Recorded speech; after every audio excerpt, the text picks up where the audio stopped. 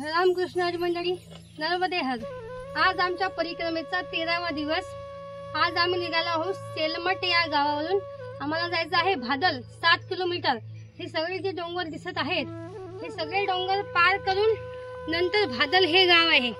भादल गावाला जेवण करून आम्हाला पुढे जायचं आहे. खप्परमाल डोंगर पार करायचा आहे. तर तुम्हाला दिसलंच किती अवघड आहे हे, पाहू शकता तुम्ही.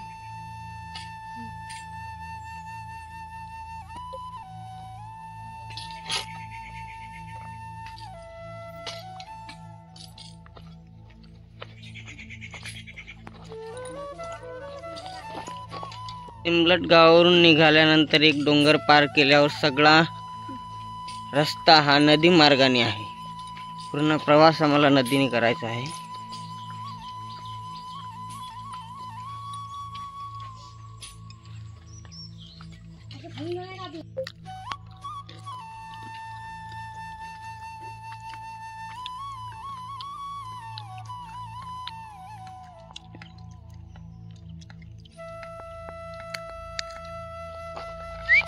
पहा किती सुंदर नजारा आहे.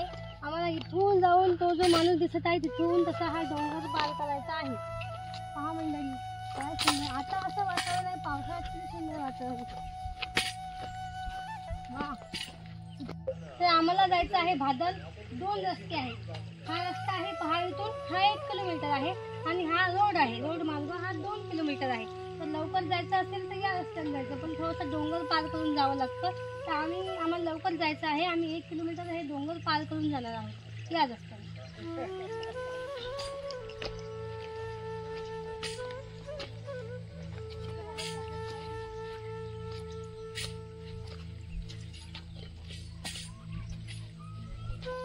जे तुम्हाला रस्ता दाखवला होता तिकडून 1 किलोमीटर, तिकडून 2 किलोमीटर.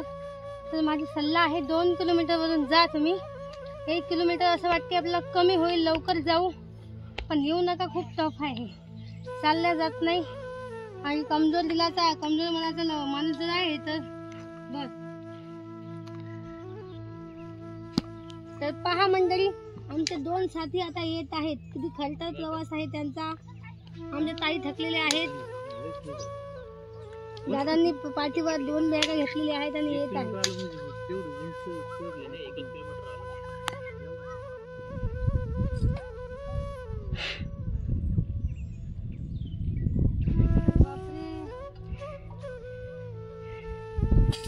महाराष्ट्रातील सुप्रसिद्ध कीर्तनकार हा बाप्पा योगिनीताई वसतकार ह्या करत आहे नर्मदा परिक्रमा. आणि त्यांना विचारू आपण भादलगावचा प्रवास कसा वाटला. ताई, भादलगावचा प्रवास तर मला असं वाटते खूप कठीण आहे, पण याच्याही पुढे एक पहाड आहे खप्परमाल, तो याच्यापेक्षाही कठीण आहे. म्हणून आम्ही आता हा चढत आहे. आता काय भादलगाव जवळच आहे, तर आता मी लवकरच पोहोचणार आहे. तुम्हाला लवकरच खप्परमालचा पर्वत आम्ही दाखवू. हे पहा आमची मंडळी येत आहेत. चला. मंडळी, खूप भयानक रस्ता आहे. इथून जर पडलं तर पाय मोडण्याची शक्यता आहे. आताच मी पडली, पण नर्मदा मैया पावला पावलावर रक्षण करते बरं का. बस नर्मदा मध्ये म्हणता पावलावर मैया रक्षण करत आहे.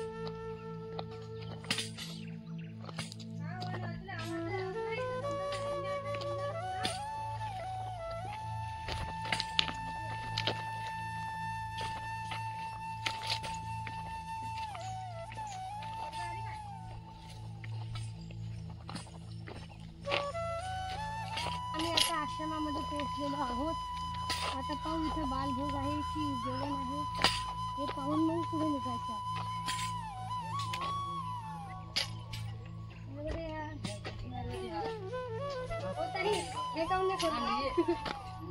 किती सुंदर आश्रम आहे.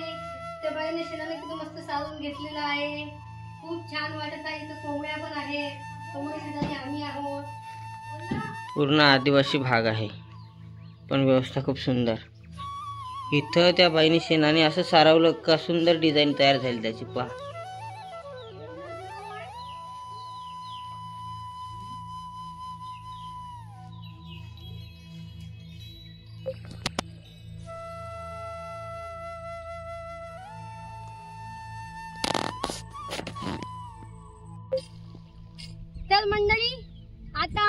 आणि जंगलामध्ये आहोत आणि आता मध्य प्रदेश आम्ही चालत आलेलो आहोत. आता लागलेला आहे आपला महाराष्ट्र. एवढा जोश होता की आता महाराष्ट्रामध्ये यायचं आहे. ही नदी कौन सी है भैया? झारखंड नदी. और झारखंड नदी के उस पार मध्य प्रदेश है, इस पार हमारा महाराष्ट्र है. आता आम्ही इकडे आलेलो आहोत. एवढा जोश होता महाराष्ट्रात जायचंय पण येता येता मी जो पडली मला लागलेला आहे. तर आता आम्ही चाललो आहे महाराष्ट्रामधून. जय महाराष्ट्र, छत्रपती शिवाजी महाराज की जय, धर्मवीर संभाजी महाराज की जय.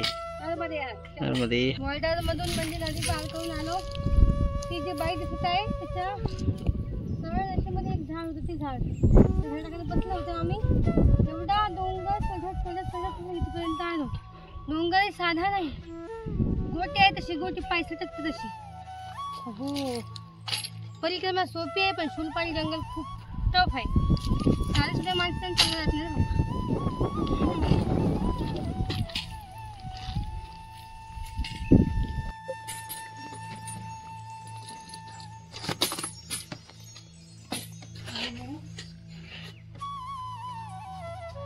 तर आश्रमातून दूर आहे.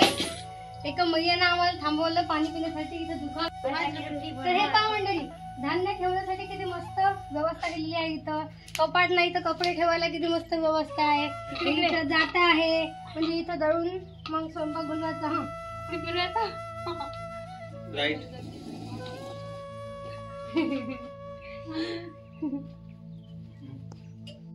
तर मैयाच्या घरामध्ये मस्त झोका आहे. सगळे बसून माझे सगळ्याचे पाय निघतात पण मी हाईट कमी असल्यामुळे झोका घेऊ शकतो. इथं ही मैया स्वयंपाक बनवत आहे आता आणि त्यांना मदत आमची सीतामाई करते. आणि सुंदर आता आज आम्ही चुलीवरलं जेवण नॅचरल पद्धतीने सगळ्या गोष्टी. नर्मदे हर. तर रामकृष्णाची मंडळी, आता तिथे मैया आम्ही इथे थांबलो होतो. 11:30 वाजता इथे पोहोचलो. आश्रम थोडाच जवळ दूर होता. भूक लागली होती खूप. मैया म्हणाले आश्रमामध्ये खिचडी भेटणार, बाकी काही भेटणार नाही, तुम्हाला जेवायचं असेल तर मी स्वयंपाक करतो. मग काय आम्हाला भूक लागली होती. मग मैयाने मस्त चवळीच्या शेंगांची भाजी बनवली, आम्ही कारल्याची भाजी बनवली, भाकरी थापल्या, मस्त जेवण केलं, आराम केलं.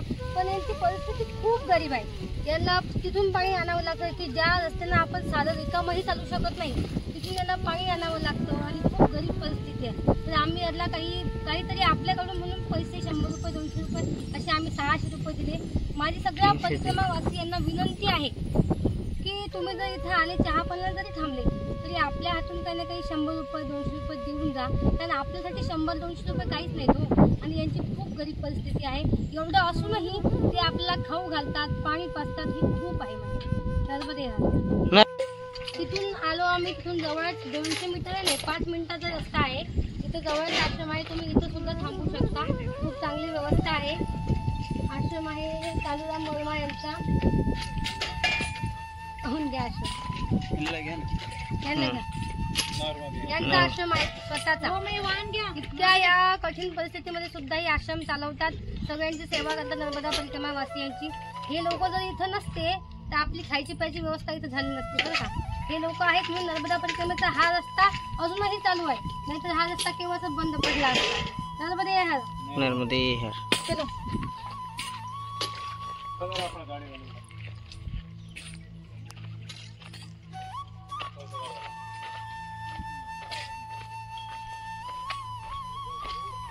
तर मंडळी, आज जंगलाचा प्रवास होता. खूप खडतर प्रवास होता आजचा. एवढा की आम्ही एवढं थकलेलो आहोत. आज आम्हाला आता डोंगर पार करून धावडी गावाला 7 किलोमीटर जायचं होतं. पण आम्ही फक्त 5 किलोमीटर आलो. अंधार पडलेला आहे. अजून 2 किलोमीटर चालायचं आहे. हे डोंगर दिसतात, असं वाटतं हे डोंगर कधी पार करतो, कधी धावडीला पोहोचतो आणि कधी आश्रमात जाऊन निवांत झोपतो.